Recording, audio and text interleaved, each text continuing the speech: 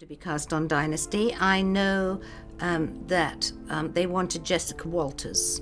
ABC wanted Jessica Walters, and I think Dynasty, the American Western television film directed by Lee Phillips, came to an abrupt end. However, its legacy and reputation were something no other television series could compete with. In this video, get ready to discover 20 weird facts about the Dynasty show that you didn't know. Ensure you watch till the end. Number 20. Dynasty was first called Oil.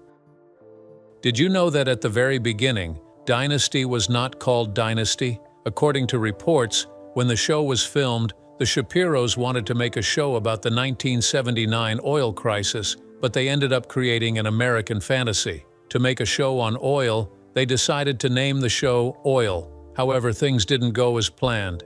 In an interview with the New York Magazine, Esther Shapiro shared, "We thought people had seen enough stories where families fell apart. We wanted a strong 19th century sort of family where people conflicted but loved each other despite everything. We found that the audience wasn't very interested in the oil workers' stories, but people were just fascinated by what was going on inside that castle." During that time, Dallas had tapped into a similar market, but they ended up flipping the story. Esther shared, "Dallas, it seems to me, is more male-oriented and rural. It has a lot more to do with business wheeling and dealing than with family. The women tend to be pretty passive. Our women, though, are anything but passive, and anything but victims." Also, the first 3 episodes of the show were titled Oil Part 1, Oil Part 2, and Oil Part 3. Number 19. Angie Dickinson turned down a role in Dynasty. Somebody says you're sensual. What's the difference? You know? Angie Dickinson was an iconic superstar and actress. Apart from her acting skills, her shapely legs and exquisitely defined cheekbones earned her the attention of many filmmakers. She was a beauty, and it was hard to ignore her. Movie enthusiasts noted that Angie's beauty and talents gave her an edge over others, enabling her to prove herself as the best in the field. Not only that, she could face the big bosses in the industry. On many occasions, she starred in movies with the likes of John Wayne, Marlon Brando, Lee Marvin, and even President Ronald Reagan. She was a force. It was also rumored that she had a 10-year on-and-off relationship with old Blue Eyes, Frank Sinatra, with whom she remained friends until his death. With her fame and influence, Angie was picky about her roles. Back when the show started and was called Oil, she was approached and offered the role of Crystal. Angie turned the role down and discarded the script. Unknown to her, Oil had gained more popularity and was now Dynasty. She asked Aaron Spelling about Dynasty at a party a while after the show began airing. Aaron was shocked. Angie shared with people, Aaron nearly fell backwards. He said, "Well, it's on every Wednesday at 9 o'clock, and it's called Dynasty." After a lengthy discussion, Aaron wanted to include her in the show and offered her another role as Lady Ashley Mitchell, but she turned that part down too. "I said, I'm sorry, I just can't. There are too many ladies already. I would want it to be my show." Evans, who later played the role of Crystal, was very happy that Angie turned down the offer. She wrote in her memoir, "I've thanked God endlessly, but I owe a special thanks to Angie Dickinson for turning down the part of Crystal. Since then, we've become friends, so I was able to thank Angie myself." Number 18. It featured one of mainstream television's earliest gay characters. As a new character, actually taking over for another character. Yeah. This came as a rude shock, but it's true. In the movie, a gay character was featured, and that was Jack Coleman. Jack played the role of Stephen Carrington and acted as Blake Carrington's gay son. In the movie, he was also seen having relationships with women, but everyone knew he was a gay character. The idea of having an openly gay character on TV seemed like a good idea, but the movie's producers kept Stephen's storylines relatively tame and ambiguous, and this didn't sit well with Corley. Al Corley was the actor who played the role of Stephen's character before Jack came on board. On many occasions, Stephen complained constantly that he was not cool with the character. In interviews, he often complained how Stephen doesn't have any fun, he doesn't laugh, he has no humor. After his nagging and complaints, the producers were left with no other option but to replace him. They did this at the end of season 2. To have Corley exit the show The writers had Steven become disfigured after he was involved in an oil rig explosion. After some magical plastic surgery, Jack re-emerged as the new and improved Steven. In an interview with the Los Angeles Times, Jack shared, "My feeling was that I was in a kind of situation where I was expected to be a spokesman, and I was never comfortable being a spokesman. It's just the kind of position you wind up in when a character is long-running. You not only have to defend the character but also the situation to the entire country. Ultimately, I saw Steven as a man who was unsure of his romantic taste and from time to time was attracted to women. He was caught between worlds." Also, Corley shared that, despite his mixed feelings about playing a conflicted gay character, he felt like he made a difference. He said, "I had no idea how important this character was to a lot of people. The letters that I got said, 'This is the first thing I've ever seen where I can go to my parents and I can tell them, hey look, there's somebody else, there's a face to all of this.'" Number 17. The show's costume designer Nolan Miller resurrected shoulder pads. Did you notice the stunning outfits that were worn in the Dynasty movie? Well, the costume designer Nolan Miller paid special attention to the outfits. According to records, she was inspired by Joan Crawford's 1940s attire of hats, slim-fitting dresses, and gloves. Her ability to blend in the outfits perfectly made her loved and well appreciated. In an interview, Esther Shapiro talked about herself and said, "Everything was coordinated. Each dress had its particular hat, purse, gloves, shoes, and it never varied. Joan Crawford didn't mix and match. We decided to take it one step further.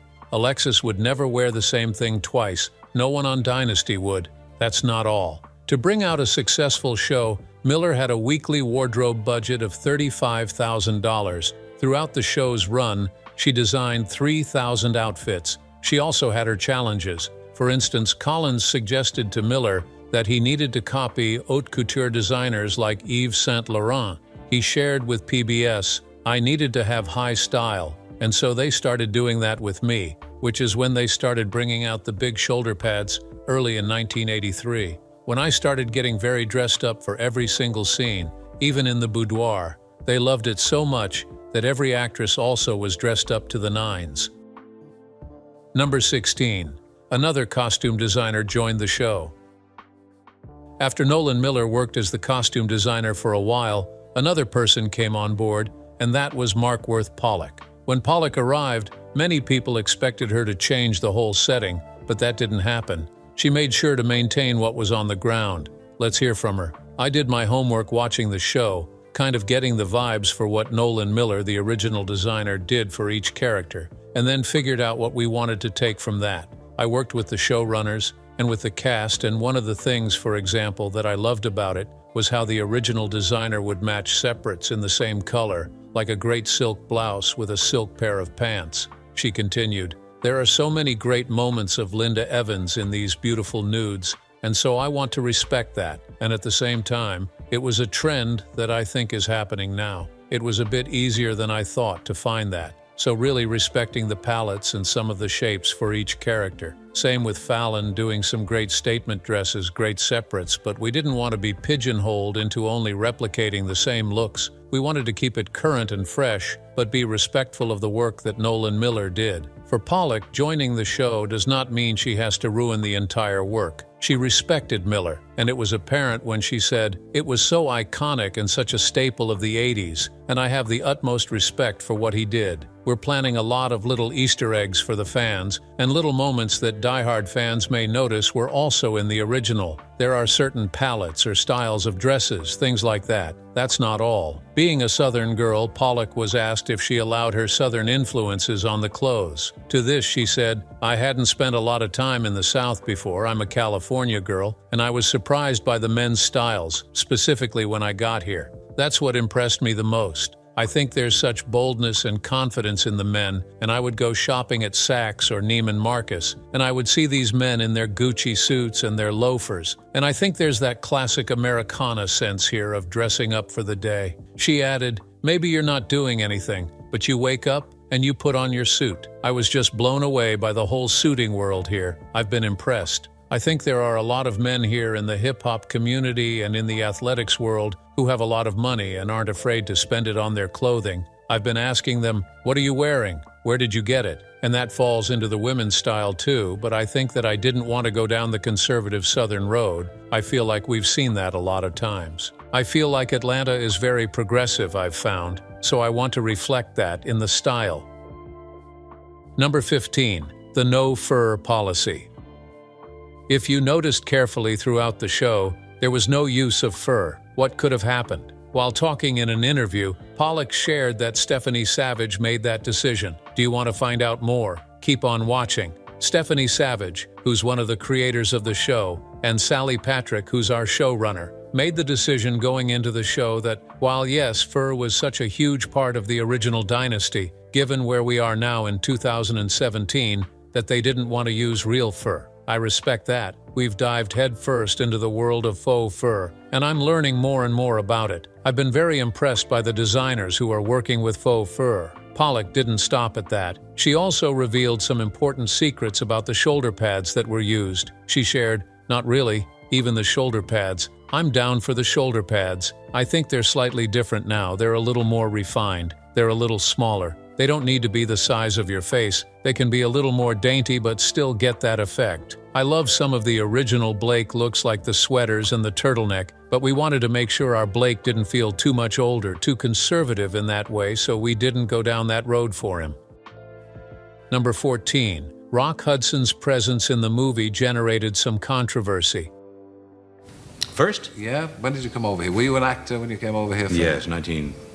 During the filming of the movie, Rock Hudson was present, and this led to lots of controversy. Why? It was revealed to the world that he had AIDS, and many people felt he shouldn't be on set. In 1985, there were still lots of misconceptions about AIDS, with many people believing you could catch the virus from saliva. Of course, this was not true, but people dreaded it, especially after discovering that he was going to play a kiss scene. Between 1984 and 1985, Rock Hudson had appeared in 9 episodes of Dynasty as Evans's lover, Daniel Reese, although there were rumors that during the filming the producers were not aware that Rock had AIDS. While filming, the characters shared an open-mouth kiss, and Evans was surprised that he didn't give her a deep kiss. She shared, "Instead of passionately kissing me, Rock just barely brushed his lips over mine and then backed away." When reporters got a whiff of this, they asked questions. One of them asked, "Is it possible that Rock Hudson transmitted AIDS to actress Linda Evans during love scenes on Dynasty?" Before the matter escalated, and to protect actors, the Screen Actors Guild wrote a letter that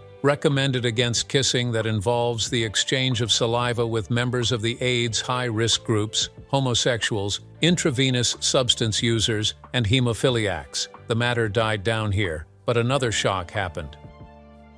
Number 13. Rock Hudson died.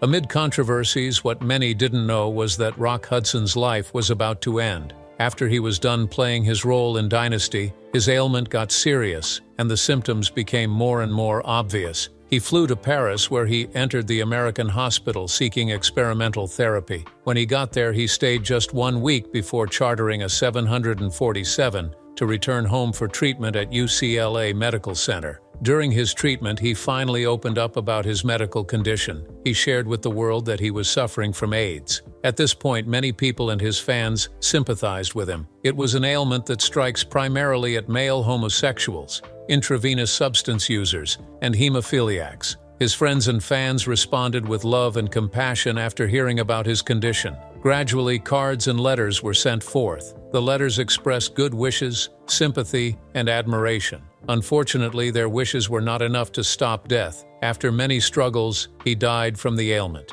His death shook many. His movie colleagues immediately rallied for a star-studded benefit. They were able to raise more than $1 million in his name for AIDS research, including $250,000 from Hudson. One of those who expressed heartfelt guilt after hearing about his death was President Reagan. The pain was heavy on Reagan. Before Hudson's death, Reagan had cheered him with a telephone call during his stay at UCLA. "Nancy and I are saddened by the news of Rock Hudson's death," the president said in a statement issued at the White House. "He will always be remembered for his dynamic impact on the film industry, and fans all over the world will certainly mourn his loss. He will be remembered for his humanity, his sympathetic spirit, and his well-deserved reputation for kindness. May God rest his soul." Number 12. Mark Withers' tragic death. Apart from Rock Hudson's death, another actor died after the show. Do you want to take a guess? Well, not to disturb your pretty brain, let's get down to business. Mark Withers, who played the gay character Ted Denard in Dynasty, is dead. Did that shock you? Don't be. While the actor was still enjoying his career, life had other plans for him. On November 22, his daughter, Jessie Withers, broke the sudden news about his death. She claimed that the death was caused by pancreatic cancer. Before his death, Mark Withers was loved and cherished by many. He had built a strong career in television throughout the 80s. He made great appearances in shows including Matlock, Magnum, P.I., The Dukes of Hazzard, Dallas, and L.A. Law. He was a big shot in the industry, mainly when he acted as Coroner Gary in Season 1 of his hit Netflix show, Stranger Things. When he worked and played the role of Coach Locke across 8 episodes of daytime soap opera, Days of Our Lives, Mark was most known for portraying Ted, boyfriend and confidant to Stephen Carrington, who was the prized son and heir of the titular family in the first season of Dynasty. Mark's fame soared especially for his gay role. Playing that kind of character on a major American TV show was a rare occurrence for an actor in a drama at that time. Later, in 2018, Mark told the Hollywood and Beyond podcast that the Dynasty creators were brilliant in pushing the envelope in portraying an authentic gay relationship without overly adding scandal or humor. Mark was not only a fine actor, he also built good relationships with other actors. According to him, his relationship with Stephen was 30 to 40 years ahead of its time. He also featured in beautiful roles like Frasier, Criminal Minds, Sense8, Castle, and Drop Dead Diva. For such a legendary actor, his death shook the industry. In a statement to Variety, Jessie Withers said of her father, "He confronted his illness with the same strength and dignity he brought to his craft, creating a legacy of warmth, humor, and dedication, along with his remarkable ability to make every role unforgettable." Mark's enduring talent and commitment to the industry will be fondly remembered by colleagues, friends, and fans alike. Number 11. The cast didn't know the outcome of the Moldavian massacre. On May 15, 1985, Dynasty decided to bring the show's season 5 to an end. However, they ended with a cliffhanger to end all cliffhangers, and that led to the Moldavian wedding massacre. In the show, Amanda, the long-lost daughter of Alexis and Blake, was seen marching down the aisle, soon to wed Prince Michael of the European nation of Moldavia. However, before the ceremony was concluded, terrorists sprayed the chapel with bullets, and the season's final moments revealed the cast lying bloodied and lifeless, but they still looked glamorous. The Season 5 finale was a big hit. Records showed that more than 60 million people tuned in to watch the finale. Many reported that the cliffhanger has a Game of Thrones Red Wedding-like massacre energy. Surprisingly, the cast was not aware of the outcome of the episode. During an interview, Collins shared, "We had no idea who was going to live or die. None of us knew. Because we knew if you were bloodied up, that was it. Might as well call your agent and say, 'I need a job.' It was hilarious." After this, the fans had to wait till the 6th season premiered on September 25, 1985 to learn that none of the main cast died. They were all just supporting characters, Lady Ashley Mitchell and Luke Fuller. It was a stunt they pulled. The stunt was so popular that T-shirts imprinted with "I survived the Moldavian massacre" were sold. Number 10. Joan Collins acted in Dynasty. Is my little gift for you. Oh, darling, thank you so much. She's pretty. Look at that waist. Well, you know, they are And she's wearing your dress. Yeah. No one expected Joan Collins on the show, and no one expected her to play her roles so well, but she did. In the show, Joan Collins played the role of Alexis. One more surprising part, the show was originated by Joan Collins in the first episode of the show's second season in 1981. Though the character appeared briefly in the first season finale without speaking, and its face was unseen, this didn't make many people know it was Collins. However, Collins remained on the show until the finale in 1989 and then returned as Alexis for the 1991 miniseries Dynasty, The Reunion. There are records that the character appeared later in the first season of the 2017 Dynasty reboot series. It was portrayed by Nicolette Sheridan from the 16th episode of the first season to the 15th episode of the second season. Also, actress Amy Sutherland played a bandaged, non-speaking Alexis in the 16th and 17th episodes of the second season. Elizabeth Gillies, who starred as Alexis's daughter Fallon, played the role of Alexis after Sheridan departed for 3 episodes near the end of the second season. The role was recast with Elaine Hendricks for season 3. Though many people were playing the role of Alexis, Joan Collins was celebrated as the best Alexis ever. In celebration of her role, TV Guide named Alexis number 7 in its 2013 list of the 60 nastiest villains of all time, and in 2016, Rolling Stone ranked her number 27 of its 40 greatest TV villains of all time. Later, in 2015, executive producer Lee Daniels noted that Taraji P. Henson's character Cookie Lyon in his TV series Empire was partially based on Alexis. Number 9. The drama behind the scenes. Dame Joan Collins has never hesitated to share many behind the scenes. For her, the show had many dramas that the fans were not aware of. While on Friday night's Graham Norton, Joan Collins talked about some of the tensions that happened in the show. One of them was when her co-star John Forsythe didn't speak to her for an entire season. Though the two looked fine on camera, behind the scenes, it was chaotic. Joan further shared that in 1986, she accepted an award on stage on behalf of the television drama. After receiving the award, John was mad at her. For a whole season of filming, he was busy freezing her out. Also, in the interview, Joan talked about her time on Dynasty. She told Graham Norton, "I was in my 40s when I got the role. Linda Evans was in her 30s and John was 62. But the press would go on about us as older women and never mention John's age. There was so much ageism in Hollywood, so I'd bring it up in interviews and Mr. Forsythe didn't like it. Then, when I accepted the People's Choice Award before he could, he refused to speak and walked off stage." While talking about the situation, her pain was obvious and she said, "He didn't speak to me for a whole season after that, and when I had to do a scene where he was supposed to try and strangle me, I insisted on having a stand-in." Things were so bad that she felt choked. Later in 2019, Joan revealed the true extent of the resentment she experienced behind the scenes of Dynasty. Later, she revealed more to Attitude magazine. "I've been asked this question a million times, and when I was doing it, I would poo-poo it. I'd say, oh no, but yes. There was a lot of resentment, and now I know it was because many people have come back to me who were around at that time and said, 'They bloody hated you, Joan.'" She continued, "First of all, the fact that I was English, some didn't like that. This English woman comes in and saves the show. This is what the media said because the show was about to be canceled. Even now when we get together for Dynasty reunions as we did a few years ago, I see an antipathy towards me." Of the men she worked with, Joan went on, "Also, if you look at some of the things that John Forsythe,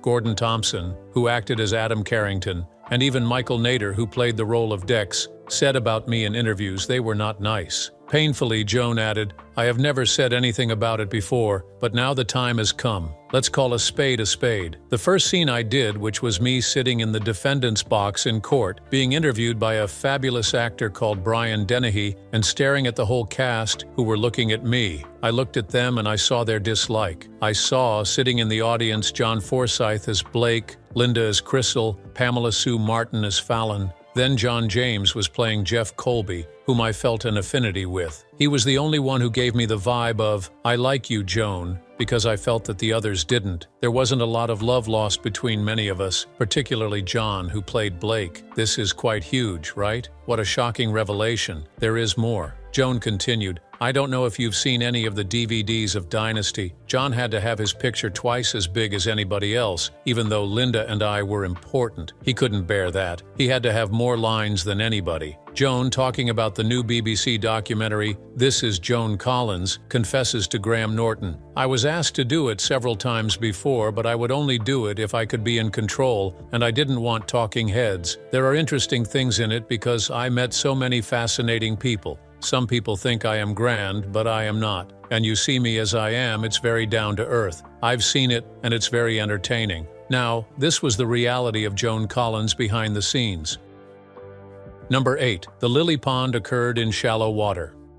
Another interesting part, which you may not know, is that the popular pond scene in the movie happened in shallow water. Also, Dynasty's most famous catfight was the one that took place in a lily pond and entailed Crystal and Alexis ripping each other to shreds while wearing gowns. The scene was exciting, and many people wondered how they were able to fight so well in a pond. Later, Evans wrote about the scene. She wrote that they filmed the scene at an estate in Pasadena in shallow water. She shared, "It looked like we were in 6 feet of water, but in reality we were in only 2.5 feet and fighting on our knees. It felt absurd, and we struggled all day to make it look authentic. When the director yelled, 'Cut and print,' we stood up looking like a couple of drowned rats. The crew spontaneously broke out in applause and laughter. Joan loved the verbal fights. I hated them. I loved the physical confrontations. She loathed them. We did them all for 9 years. How hilarious." Number 7. The Dynasty movie was in the works. 17. What would they do that's different? And yet you know something about them. Another interesting fact about Dynasty was that there were plans for a prequel set. In 2011, the creators of Dynasty announced that they were working on a script for a prequel set in 1961, to be released in theaters in 2012. Though it never happened, the plot was all about a younger Blake Carrington. Esther Shapiro talked about this and said, "We're taking Blake Carrington back to his young manhood, and when he met Alexis, and setting the movie in the Mad Men era of the 1960s. It will allow us to start fresh, without the constraints that television placed on our characters in the series." Later, Richard Shapiro told ABC, "Our intention is, if this works, to make this a franchise because people want to see the others. People are asking about Crystal and so forth." Number 6. The Dynasty Mansion. Can you visit the Dynasty Mansion? Yes, you can. The show was filmed in Denver, with parts also shot near San Francisco. Reports revealed that the Filoli estate in Woodside, California, was a stand-in for the Carringtons' gigantic home. According to descriptions, the mansion has 36,000 square feet, 43 rooms, 17 bathrooms, and 17 fireplaces. Later in May, the 16-acre garden estate was rumored to host the Filoli Flower Show, which would display 50,000 tulips and 15,000 daffodils for the public to marvel at. Also, anyone who is a member of Filoli has the right to visit the iconic mansion. Number 5. Diane Carroll hoped the movie would break the color line. Actually, I thought about, as I say, producing, and I wanted to. During season 4 of the series, Diane Carroll joined the cast as Dominique Devereaux. During that time, she was the only African American with a recurring role on a nighttime serial. In an interview with People, Esther Shapiro shared, "We intend to play the characters in 1984 with an emphasis on character, not color." Carroll has attended a Golden Globes party where she met Aaron Spelling. Aaron liked her so much. And he later confessed, "We virtually closed the deal that night while having a drink at the bar." Also, Carroll had felt the time was right for not only a black actress to appear on a mainstream soap, but also for a storyline of interracial romance to manifest. She shared, "They've done everything. They've done incest, homosexuality, and other vices. I think they're slowly inching their way toward interracial. I want to be wealthy and ruthless. I want to be the first black bitch on television." While on the show, she played the role for another season on Dynasty and 2 seasons on The Colbys, before briefly returning to Dynasty in season 7. Number 4. Dynasty merchandise grossed more than $400 million. You wouldn't believe this, but the merchandise used in the making of the movie cost more than $400 million. After the show became popular, a line of Dynasty merchandise was released, including $3 pantyhose, $150 of Forever Crystal perfume, $500 of tuxedos, $800 of ball gowns, $10,000 of handmade Alexis and Crystal dolls, and a $200,000 chinchilla coat. Many of their fans also decided to buy Miller's patterns through McCall's Pattern Company and make the fancy dresses themselves. Number 3. Alexis was the female J.R. Ewing. Yeah, that's right. Alexis was the female J.R. Ewing. According to Collins, a lot of what Alexis was like was from Dallas's J.R. She added, "And when I first came into the show, they compared me to J.R. In 2006, Collins further explained her conniving yet somewhat lovable character. "I think it was the first time that audiences saw on television a woman who could be evil and manipulating and downright nasty, and have a lot of charm and beauty." Number 2. A small screen reboot.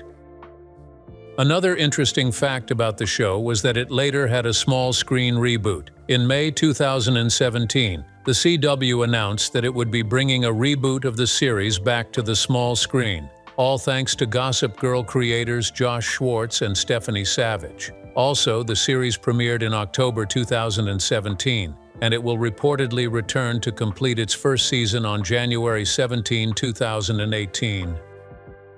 Number 1. Many actors from the Dynasty movie are dead.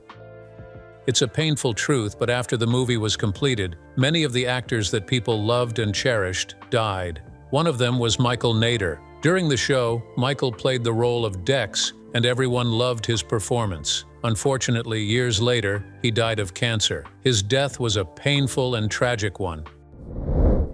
Which of these facts intrigues you the most?